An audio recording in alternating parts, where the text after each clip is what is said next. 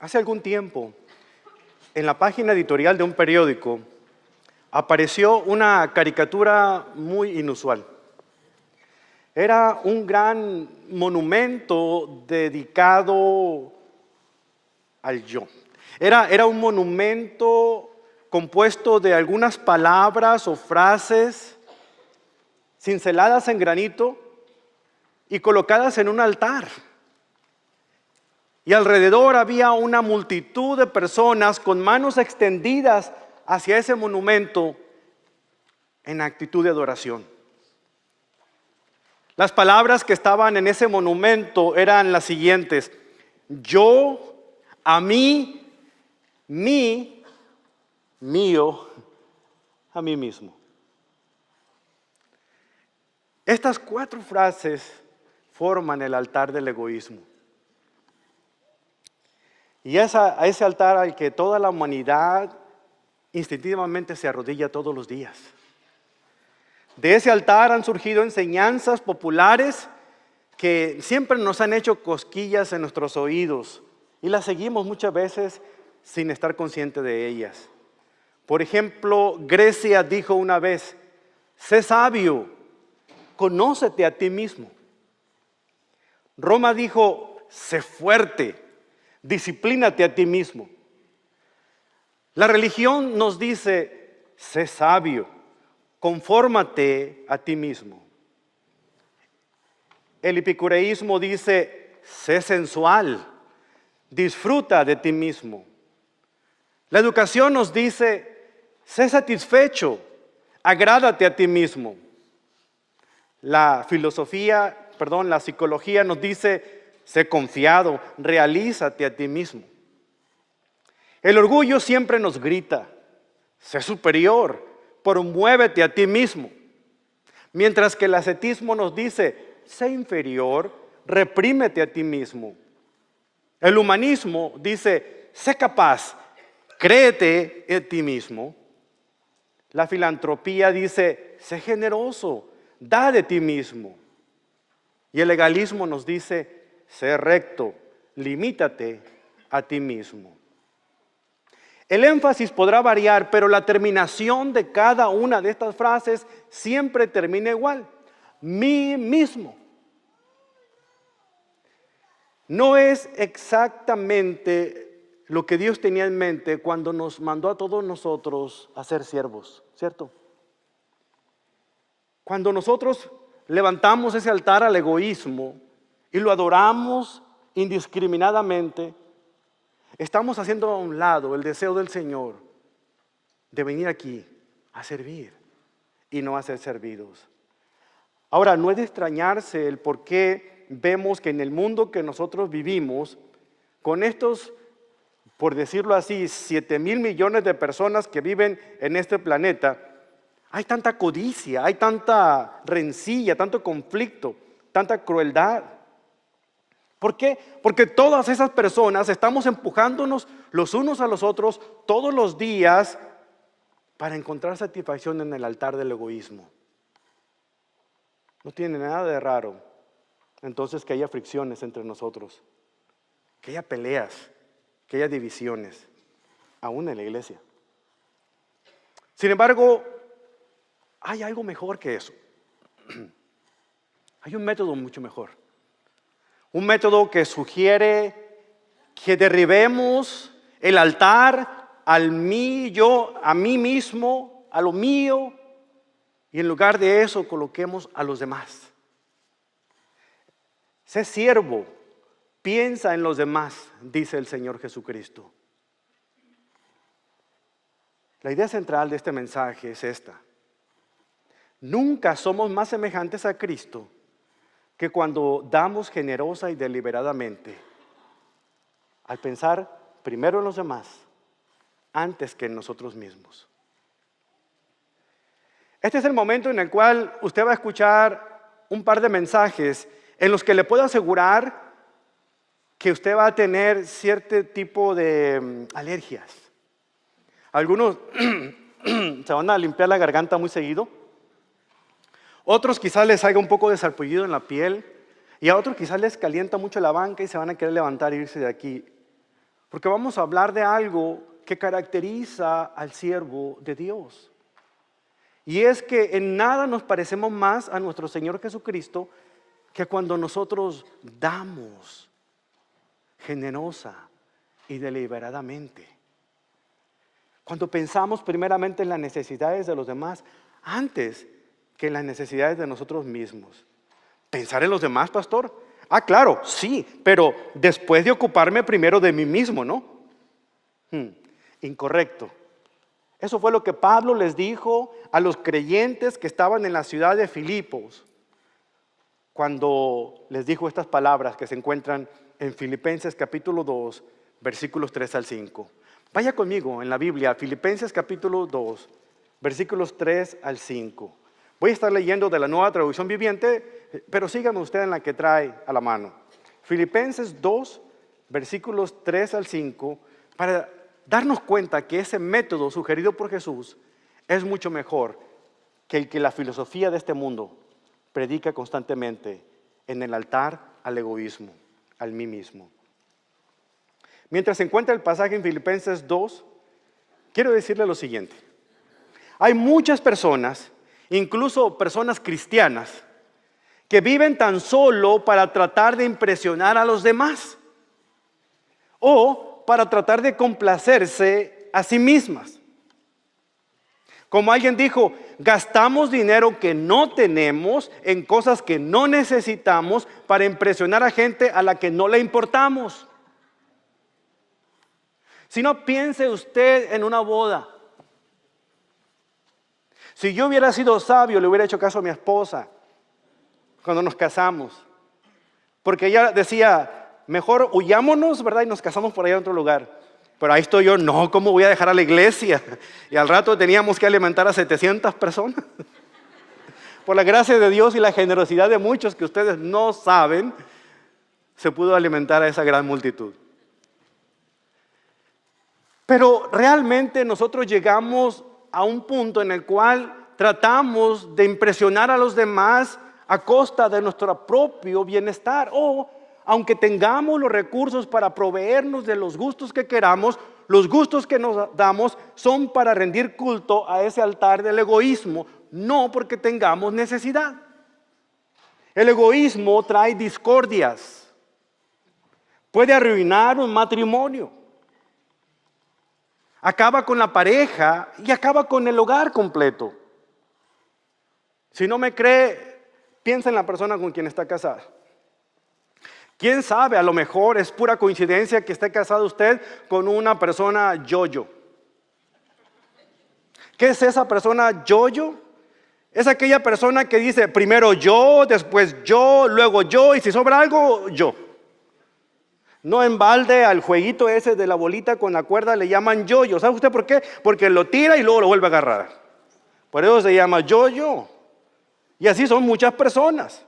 El egoísmo puede arruinar un matrimonio absolutamente. Yo creo que el 99.9% de todos los conflictos matrimoniales y de la gente que viene a consejería es porque de alguna u otra manera ahí está el egoísmo.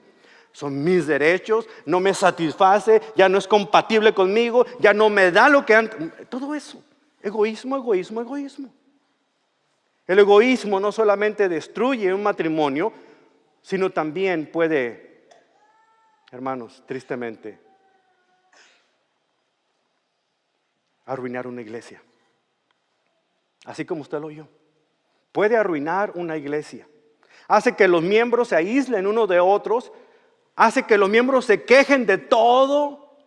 Hace que haya divisiones entre los hermanos que debieran estar unidos. Y eso fue lo que Pablo trata de hablar con los filipenses, estos cristianos de la iglesia en Filipos, porque algo empezaba a ocurrir entre ellos, que empezaba a haber cierta desunión entre los miembros. Por eso las palabras de Filipenses 2, versículo 3, es un llamado que el apóstol Pablo hace a la unidad, a mantener la unidad que debe haber entre cristianos. Fíjense lo que él les dice a los filipenses: no sean egoístas. No traten de impresionar a nadie. Sean humildes, es decir, considerando a los demás como mejores que ustedes. No se preocupen solo de sus propios intereses, sino también procuren interesarse en los demás. Tengan la misma actitud que tuvo Cristo Jesús. La ciudad de Filipos era una ciudad muy cosmopolita y eso influyó de alguna manera en la composición de la membresía de esa congregación. La congregación reflejaba una gran diversidad de personas de diferentes trasfondos y diferentes formas de vida. Cuando usted va a Hechos capítulo 16, encuentra algunas de las personas que eran parte de esta iglesia. Se menciona a una mujer llamada Lidia, que era una próspera mujer de negocios y era una creyente judía procedente de Asia. También en el mismo capítulo se habla de una joven esclava que probablemente era griega de nacimiento y de la cual sacaron o expulsaron un espíritu inmundo. Luego tenían a un carcelero que probablemente era de origen romano, que servía cuidando la prisión de esa colonia romana, ahí en Filipos. Debió haber sido difícil mantener la unidad entre este tipo de personas, de diferentes nacionalidades, de diferentes estratos sociales, de diferentes puntos de vista. En esta congregación tenemos gente de cerca de 17 nacionalidades. ¿Ustedes creen que es fácil mantener la unidad entre todos, sobre todo cuando empieza la copa de fútbol? No. ¿Por qué? Por el egoísmo. Mi equipo, mi país. No, si el país lo tenemos pintado en la cabeza, ¿verdad? No contribuimos al país, pero eso sí, cuando estamos afuera gritamos que somos bien mexicanos. La mayoría. Pero el punto al que Pablo trata de hacer cuando se dirige a estos creyentes aquí en Filipos es animarlos a ellos a mantenerse unidos. Y dicho sea de paso, también lo hace con usted y conmigo. A mantener la unidad que debe haber. La unidad que tenemos gracias al Espíritu Santo, que nos ha reconciliado con Dios y nos ha hecho ser hijos adoptivos de Dios. La unidad que Él pagó con gran precio en la cruz del Calvario. La unidad que ya tenemos, pero que por culpa de nuestro egoísmo se resquebraja constantemente. Pablo hace un llamado a todos los creyentes de todos los tiempos para decirles: mantengan la unidad de la fe. Si nosotros mostráramos un interés genuino por los demás, como Pablo nos dice en este pasaje, cualquier actitud egoísta o de prejuicio o de celo quedaría fuera de nuestro pensamiento. Pero como muchas veces nosotros no mostramos ese interés genuino, entonces seguimos pensando primero en mí, en lo mío, en mí mismo. Y levantamos nuestras manos en adoración al altar del egoísmo. Sí, es verdad. El egoísmo puede arruinar una iglesia, pero también la humildad sincera puede edificar una iglesia. Ser humilde significa tener una perspectiva realista de nosotros mismos, hermanos. Eso no quiere decir que debamos menospreciarnos o que sirvamos de tapete para que los demás nos pisoteen. No, absolutamente no. Mire, ante Dios todos somos pecadores que hemos sido regenerados por pura gracia, por el amor que Dios nos ha tenido y lo que Cristo hizo en la cruz de Calvario. Somos salvos por gracia, pero somos salvos. Y eso es de gran valor para usted y para mí, que somos ciudadanos del reino de Dios aquí en la tierra. Por eso debemos dejar al lado el egoísmo y tratar a los demás con respeto y con cortesía. Si nosotros consideramos los intereses de los demás primero antes que nuestros propios intereses, entonces eso nos une más a Cristo, quien vino a este mundo declarando las siguientes palabras: pues si el Hijo del Hombre ha venido a este mundo no para ser servido, sino para servir, entonces ustedes que me siguen deben hacer exactamente lo mismo. Recuerde, usted puede elegir cualquier actitud. Puede venir aquí a la iglesia a ser servido, o puede elegir servir a los demás siguiendo el ejemplo de aquel que usted dice haber confiado como su Señor y Salvador. Por eso debemos ser siervos y pensar en los demás antes de pensar en nosotros mismos. Pero este mensaje es duro de entender. Bueno, no de entender, es duro de asimilar, porque lo entendemos bien. No hay una persona aquí que me desmienta de lo que dice este pasaje, pero la gran mayoría, y me pongo en primera fila, batallamos con poner primeramente las necesidades de los demás antes que las necesidades propias. Por lo tanto, esto nos obliga a hacernos una pregunta: ¿cómo debe ser el dar de un siervo de Dios? ¿Cómo debemos nosotros dar como siervos de Dios? Un verdadero servidor muestra 3 cualidades que son esenciales. Y dar es una de ellas. La otra es perdonar y la tercera es olvidar. Pero como el tema es bastante amplio y bastante escabroso, vamos a ocuparnos en este mensaje y en el que sigue de este primer punto, que es el dar. Más adelante vamos a hablar acerca del perdonar y después vamos a hablar del olvidar. Así es que sigue en sintonía con nosotros, no se me quede en el camino. Y vaya usted y le ofrezca un tributo, un culto al altar del egoísmo y no quiere escuchar lo demás.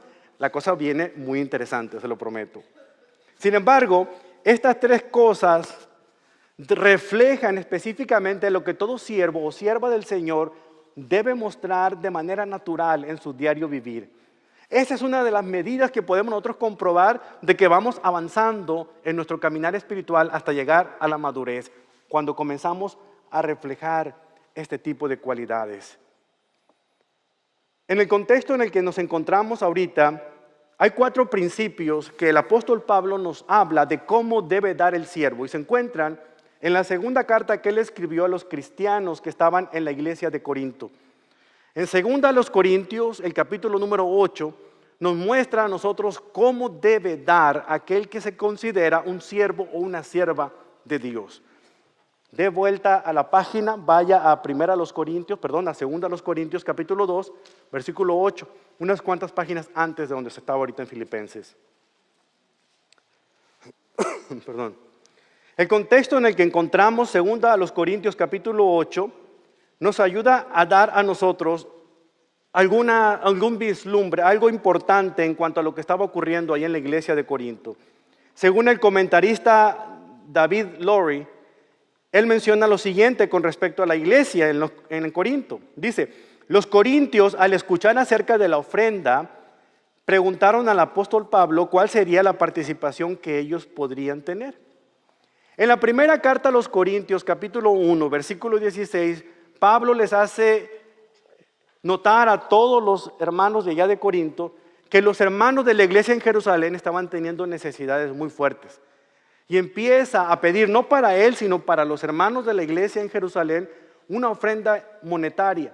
Y hace una circulante a todas las iglesias para que pues junten lo que pudieran ellos, una pequeña cooperacha, decimos en México, para mandar una pequeña ofrenda y saciar las necesidades fundamentales de los creyentes en Jerusalén. Bueno, en el primer capítulo de 1 Corintios, en el capítulo 16, los corintios están preguntando, ok, ¿de cuánto nos toca?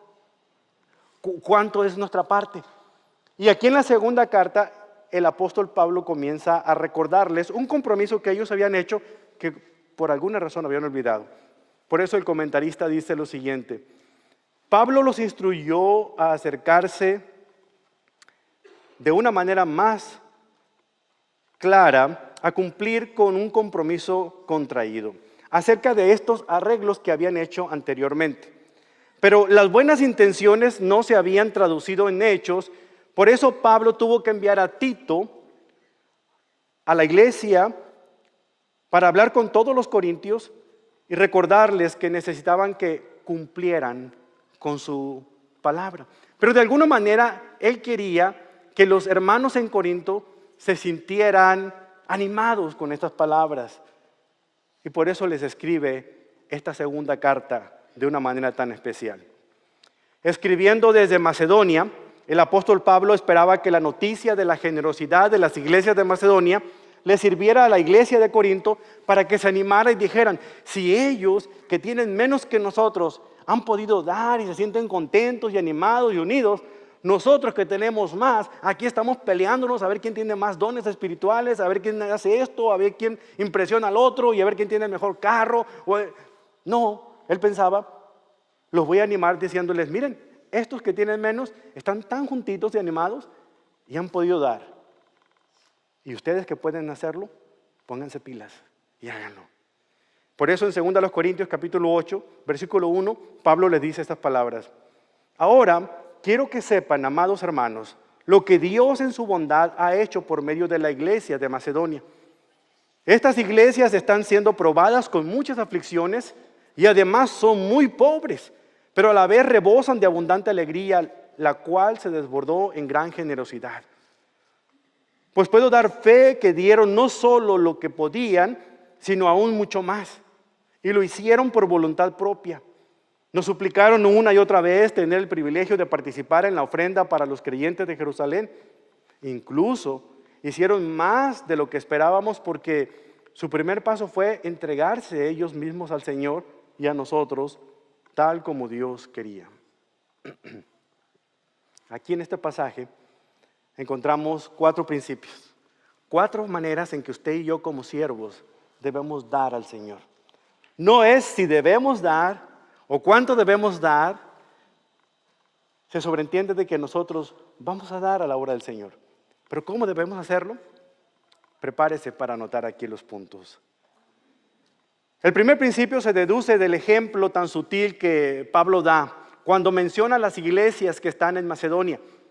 El dar de ellos lo hace tan sutil que si nosotros leemos bien rápido nos perdemos de ese primer punto.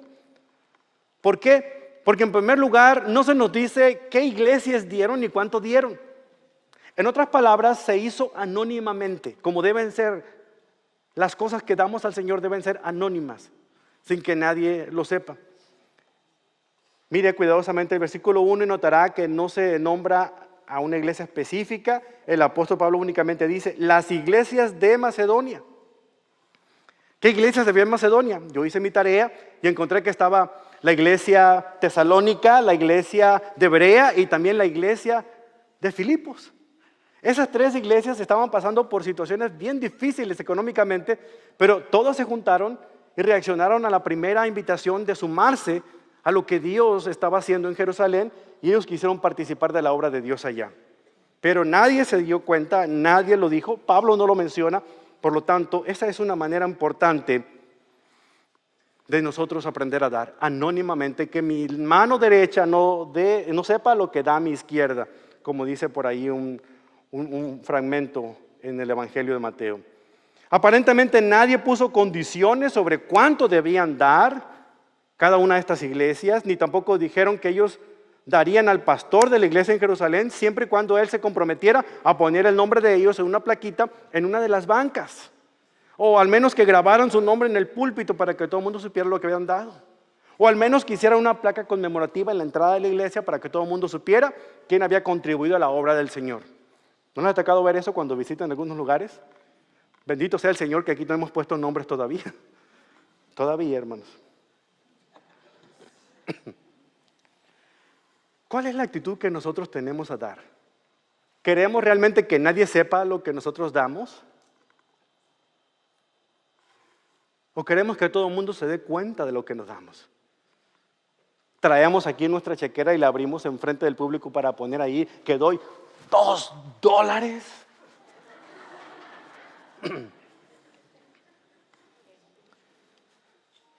La actitud de aquellos creyentes fue dar en el anonimato. No estaban buscando el reconocimiento de nadie. Hermanos, he conocido uno que otro pastor que realmente limita el poder dar su servicio a la congregación dependiendo de si la persona que está pidiendo oración o una visita es buen diezmador o no, aunque usted no lo crea.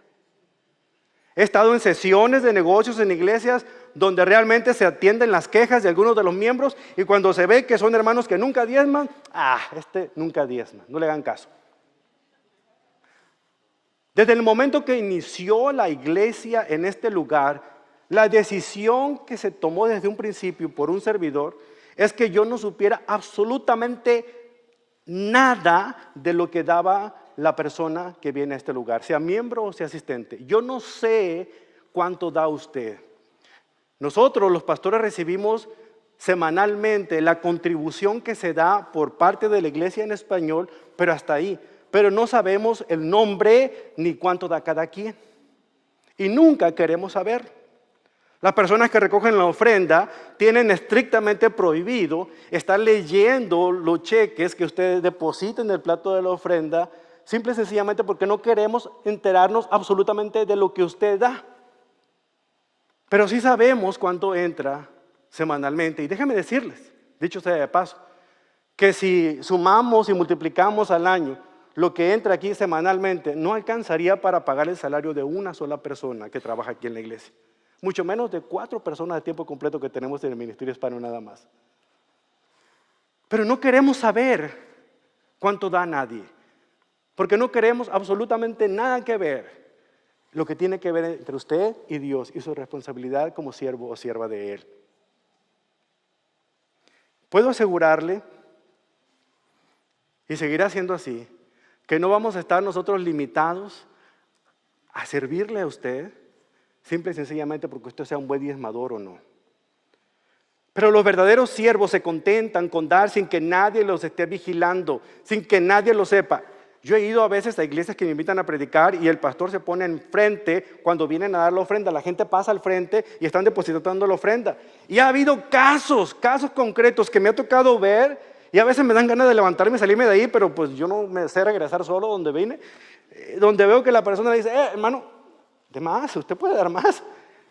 Es terrible, pero eso sucede. Espero que en los 16 años que llevamos aquí reunidos usted nunca haya sentido ese tipo de presión de parte de nosotros. Y se lo ha sentido. Ay, hermanos. Al contrario, lo que sí me ha tocado ver aquí es a personas que aprovechan cuando pasa el plato para feriar su billete. Dan uno, pero se agarran $15, ¿no? Es otra historia. No lo puedo evitar porque están haciendo tanto escándalo, ¿verdad? Y bueno, pero eso ya es otra historia. Entonces los hermanos que estaban allá en Macedonia aprendieron a dar anónimamente. La segunda característica que ellos tenían era que ellos daban generosamente. Vea el versículo número 2. Aquí está el segundo principio modelado por esta iglesia. Estas iglesias, dice Pablo, están siendo probadas con muchas aflicciones y además son muy pobres, pero a la vez rebosan de abundante alegría, la cual se desbordó en gran generosidad. Pablo está diciendo que estos creyentes, los creyentes de la iglesia de Filipos, de Tesalónica y de Berea, aportaban dinero y además lo hacían de manera sacrificial. Dieron más de lo que Pablo pensaba que ellos podían dar. Dice en el versículo 3, dieron no solo lo que podían, sino más de lo que podían hacer.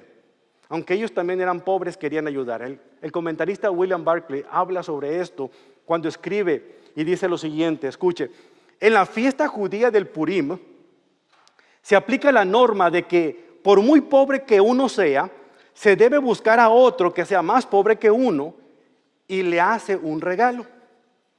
No siempre son los más ricos quienes son los más generosos. A menudo son aquellos que no tienen o tienen menos, son los que dan más y siempre están dispuestos a dar. Como dice el dicho común, los pobres son los que ayudan a los pobres porque ellos saben lo que es estar en la pobreza. Interesante, ¿cierto? Independientemente de que si usted sea rico o sea pobre, recuerde que un sirviente no es simplemente alguien que da, más bien él o ella da generosamente. Y eso incluye nuestro tiempo, nuestro talento, pero sobre todo nuestro corazón para la obra de Dios.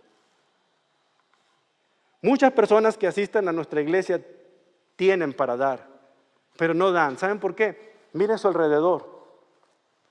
Esta iglesia no necesita mi dinero. Aquí tienen todo. Y por eso no dan. Cuando realmente se olvidan de la responsabilidad personal que cada uno de nosotros tenemos con nuestro Dios de dar parte de lo que Él nos da porque es el dueño de todo, independientemente si alguien lo necesita o no. Y déjeme decirle una cosa, a lo mejor al principio podíamos estar en la condición de decirle de que la iglesia no necesitaba que la gente diera más.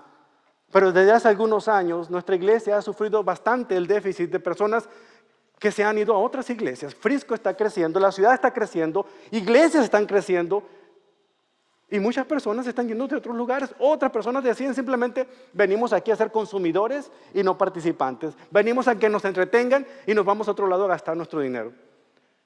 El Señor no necesita el dinero suyo o el mío, no lo necesita. El Señor lo da todo a manos llenas, pero el Señor quiere que seamos partícipes de su obra aquí en la tierra.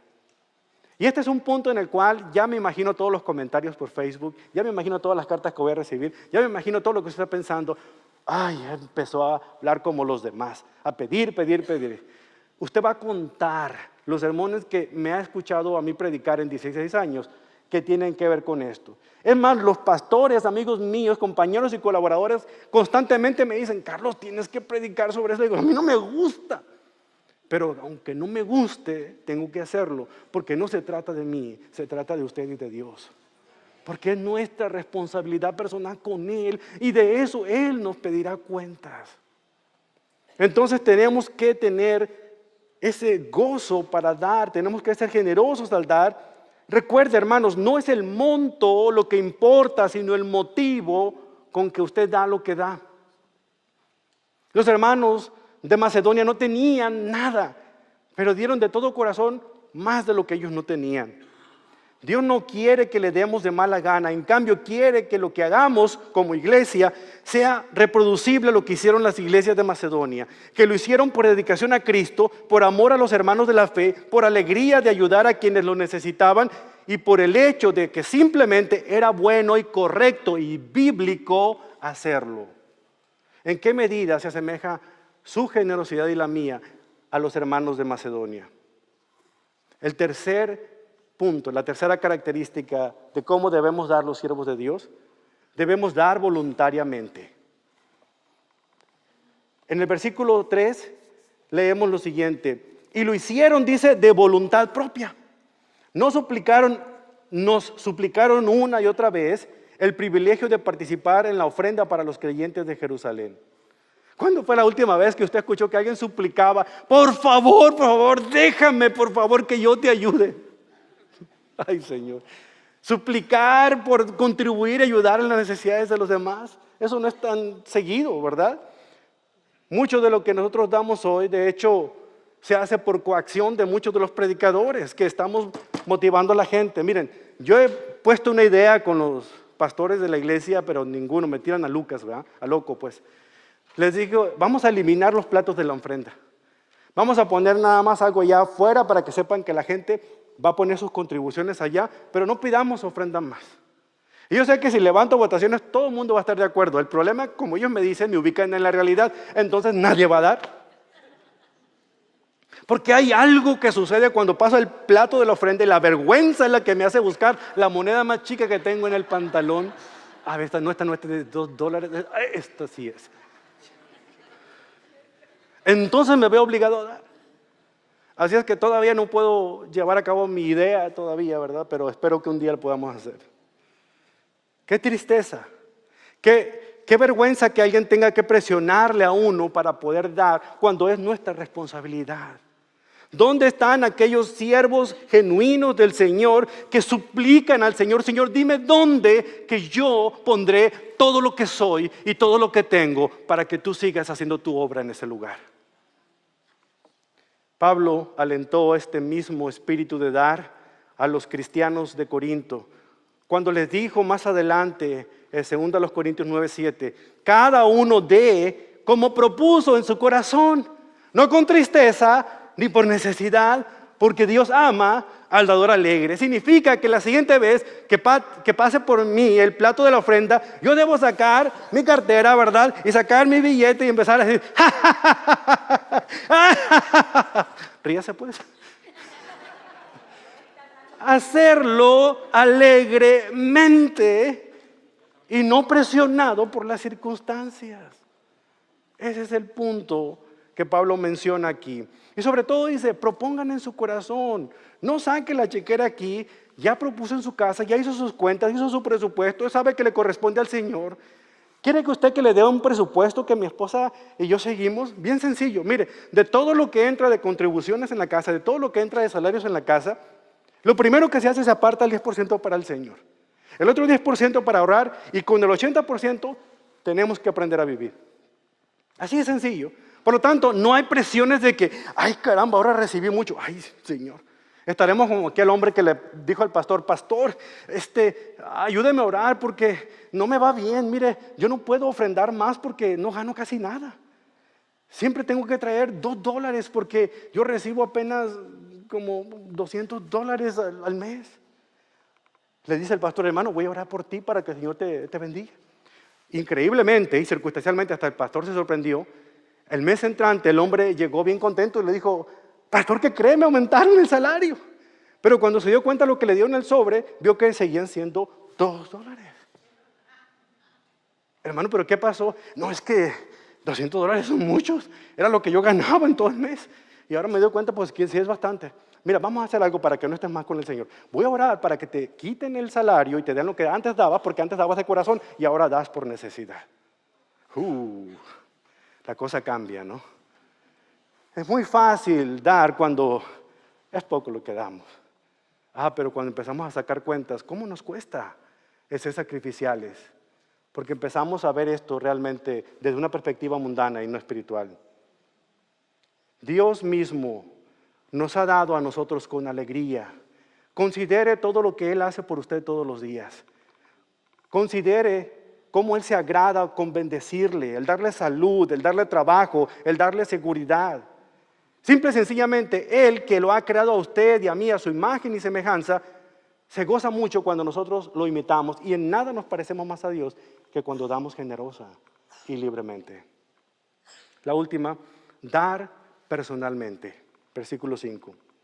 Este último principio trata de cómo los macedonios se dieron ellos primeramente.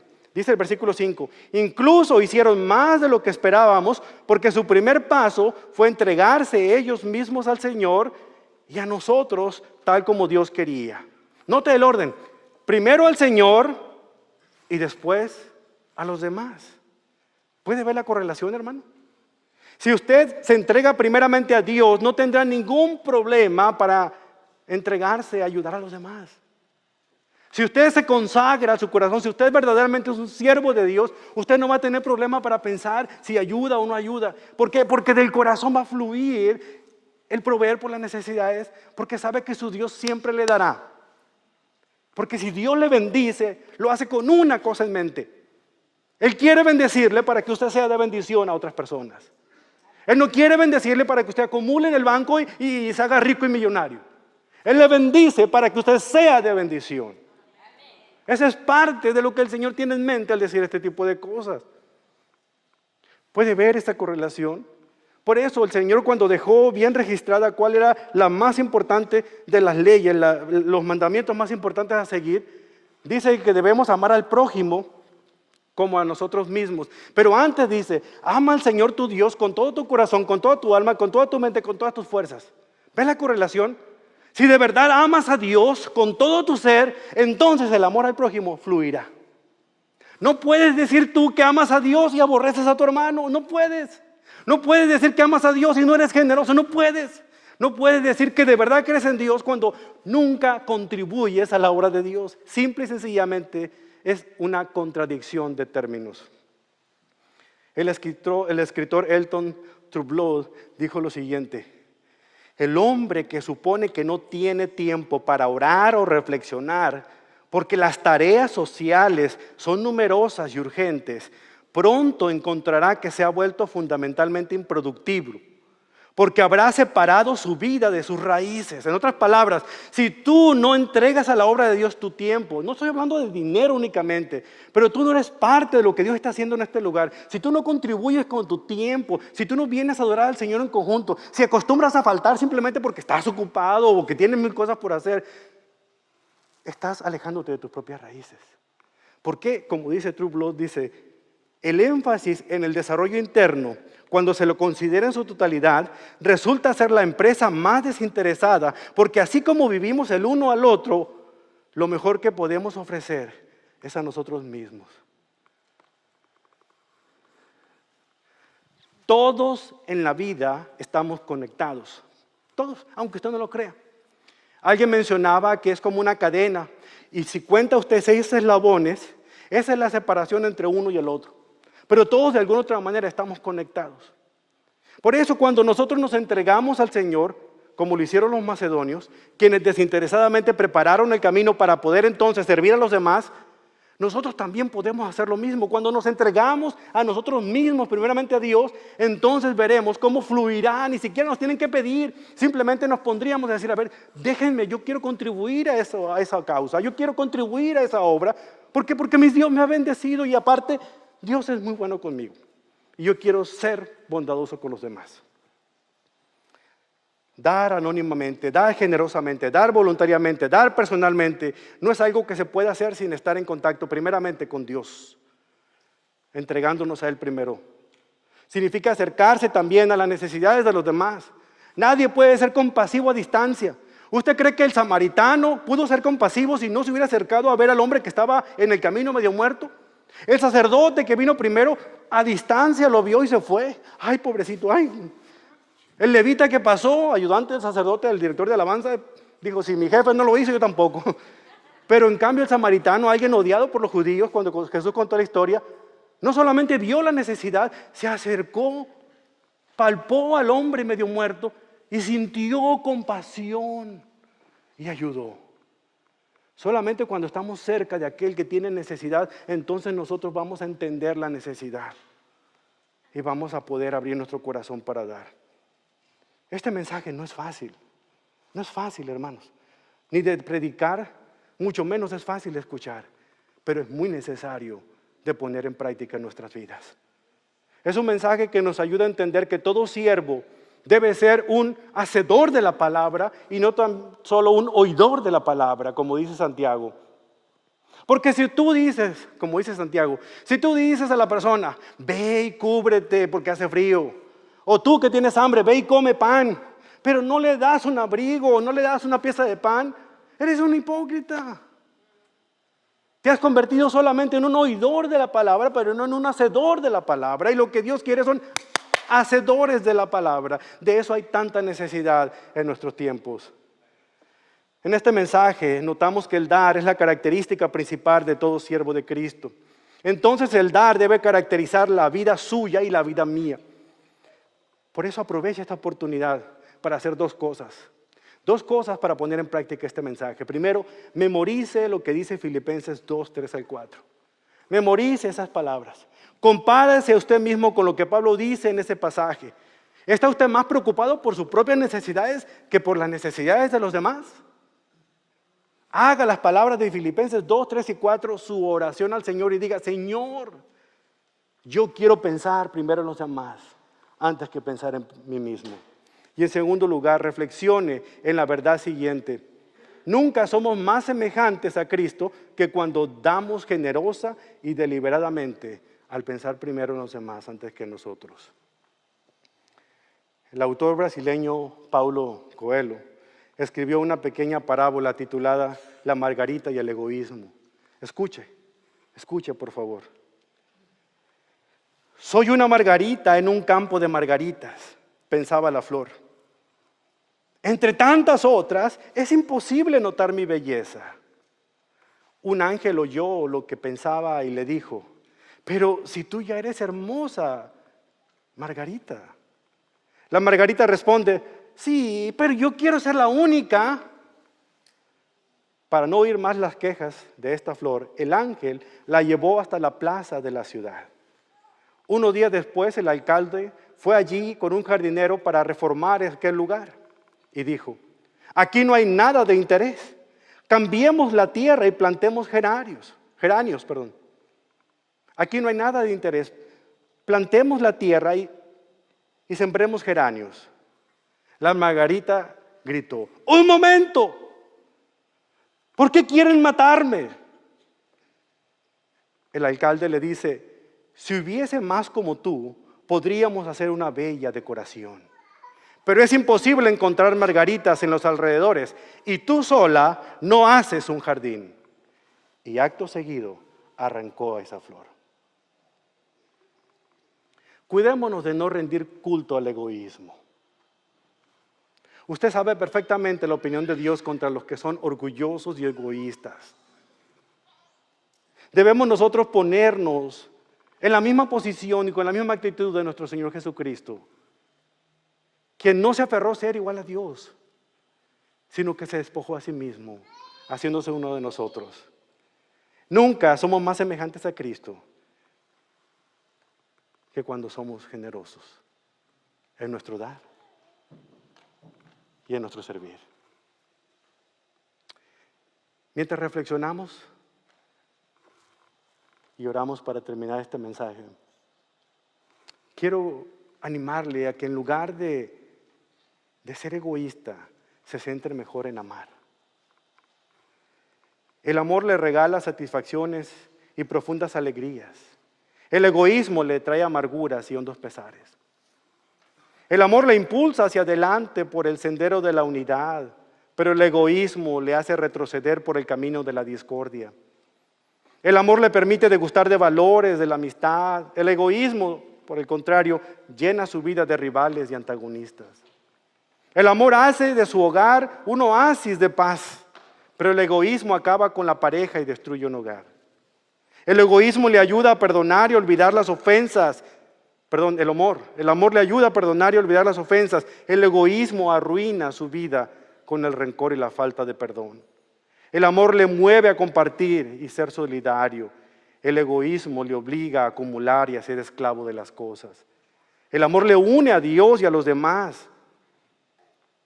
El egoísmo le empobrece y le aísla de todos. El amor le brinda el tesoro de la paz interior. El egoísmo le obliga a estar en guerra con usted mismo y los demás.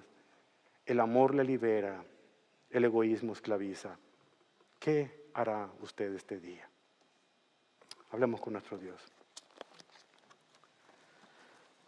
Padre, las palabras de este mensaje son fuertes para escuchar, pero son como el bisturí, Señor, que corta y cala hasta lo más profundo de nuestro ser. Sabemos que son cosas que muchas veces, Señor, son tomadas fuera de contexto para obligar a personas a sentirse esclavizadas y a tratar, Señor, de llevarlas al altar del egoísmo, de prometerles que por cualquier ofrenda que ellos hagan, ellos recibirán el doble. A veces, Señor, incluso cuando somos parte de una congregación, siempre estamos buscando ver, para quedarnos en este lugar, ¿qué tienen para mí? ¿Qué hay para mis hijos? ¿Qué hay para el matrimonio? Cuando realmente usted nos llama siempre desinteresadamente a poner nuestras manos y decirle, Señor, aquí están estos panes y estos peces. Haz con ellos lo que tú quieras hacer, es todo lo que tengo, pero todo lo que tengo yo te lo doy, Señor.